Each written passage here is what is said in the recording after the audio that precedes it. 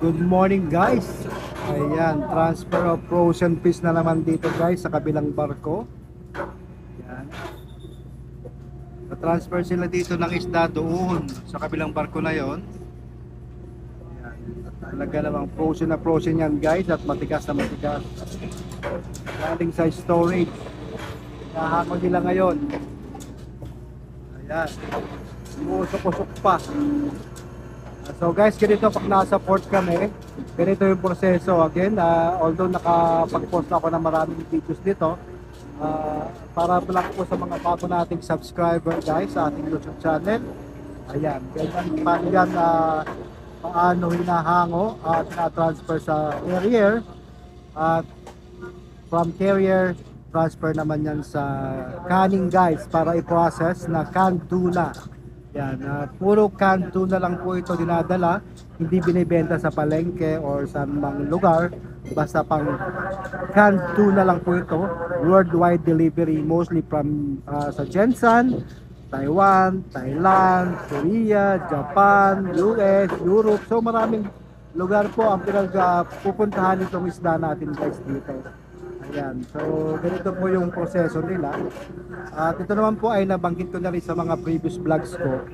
Pero sa dami na nga po ng dumarating nating mga subscriber, kaya ibabahagi po ulit natin to sa inyo guys. So ayan, napakatitigas na po nito guys, at ito ay ready for process na. Dahil nandito na tayo sa canning facilities, dito sa pier na yan. Nandiyan na yung canning guys. Ayan, kaya ito po ay sa Lae, Papua New Guinea. Yan po yung mga naghahango, mga batilyo kung tawagin guys. So sa mga nagre-request na makita, ito na po yun guys. At na-timingan natin dahil tapos na tayo maghango ng sariling isda natin. Dito tayo kumuha ng footage sa kabilang barko para maipakita ko din sa inyo na ganito po. Dahil nakikita nyo ang ating panghuhuli, ang ating paglalagay sa ating mga bodega, at ang ating paghahango. So ngayon, so timely lang, nandito tayo sa isang canning facilities dito sa Lae para ayan, dito kami nag-deliver ng isda namin.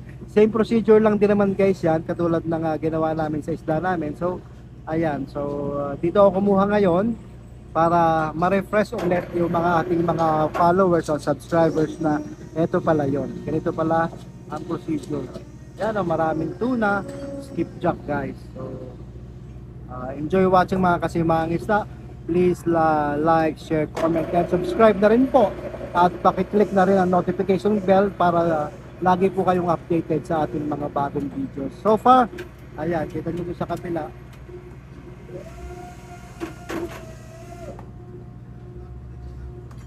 So ganyan po. Kung ano nakikita nyo sa mga previous vlogs ko, same procedure lang. Pagkakaiba lang kasi nakadikit kami ngayon sa pier, at yung barkong pinagsasalinan ay nakadikit din sa pier. Dati kasi nung mga nakaraang araw, doon kami sa Rabaul, yung barkong aming pinagsasalinan ay naka-anchorage area. Pero ito ngayon, nakadikit kami mismo sa pier. Ayan. Usok pa talaga naman. Napaka good quality guys ng mga hinuhuling isda dito.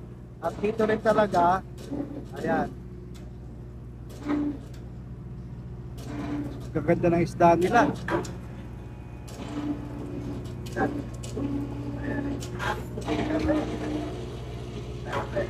Kung saan lugar yan dadalhin guys, kung saan may order sila.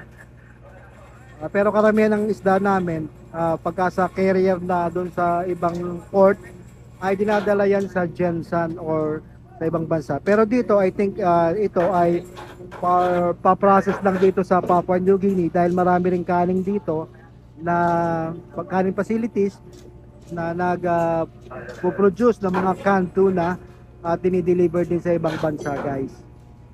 Ayan.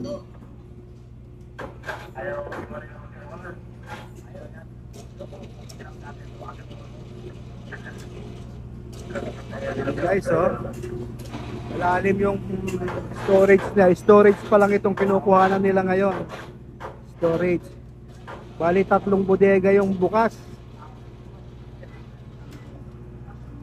Meron doon, ayan, meron doon.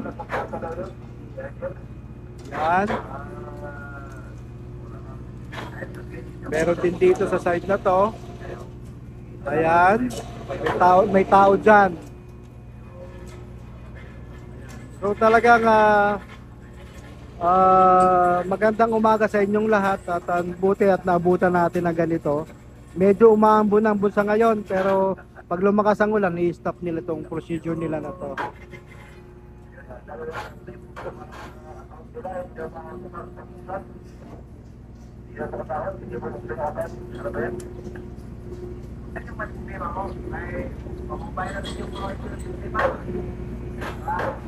So yan guys, at nakita nyo na po ang proseso kung paano hinahango at paano i-deliver yan sa mga paano ita-transfer sa carrier, and then sabi ko nga from carrier to canning facilities na yan guys. So again, mix tayo ng crew. Meron tayong mga local crew from Papua New Guinea. Meron tayong mga Filipino crew guys. Mix tayo. Ayan. So ito mga naka-orange, puro batilyo yan. Hindi yung crew ng barko. Puro merong batilyo dito. Sa ganitong mechanic facilities, may batilyo na tinatawag. Sa Pinoy, batilyo ang tawag. Pero ano man, nakalimutan kung tawag sa kanila sa English.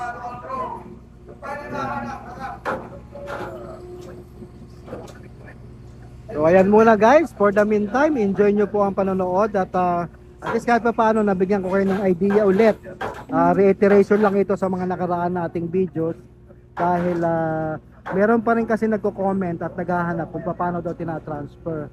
So ayan na nga guys, at sana ay kung sino man nagtanong ay naka-view siya dito ngayon at nang sa ganon maliwanagan kung saan talaga papaano tinatransfer yung isda natin from carrier to catcher to carrier, from carrier to canning facilities. Ayan guys. Yan naman pagka guys ay pag yan ay tatransfer na sa canning facilities, ilalagay naman yan sa mga truck na magde-deliver niya sa canning. So sa pagka ganito transfer, ganyan yung procedure nila. Ayan. Mabilis ang hango nito kasi tatlong bodega ang bukas.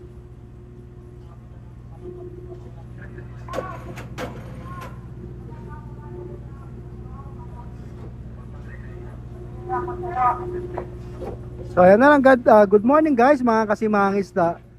Sabi ko nga palagi, original is always the best. Ito po ang inyong kasimangisda. Thank you and good morning.